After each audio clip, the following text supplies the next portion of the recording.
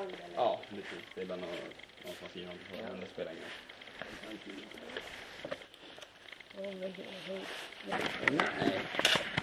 Är det så? Det är jättebra. Tack så Har inte mycket. du?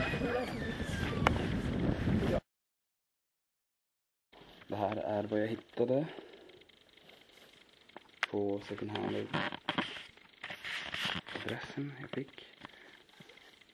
Vart ben.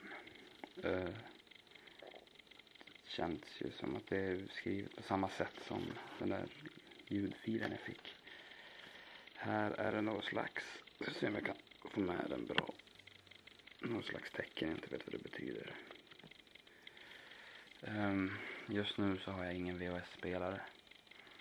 Så jag kan inte spela den här. Men jag ska försöka fixa det och jag återkommer med det senare.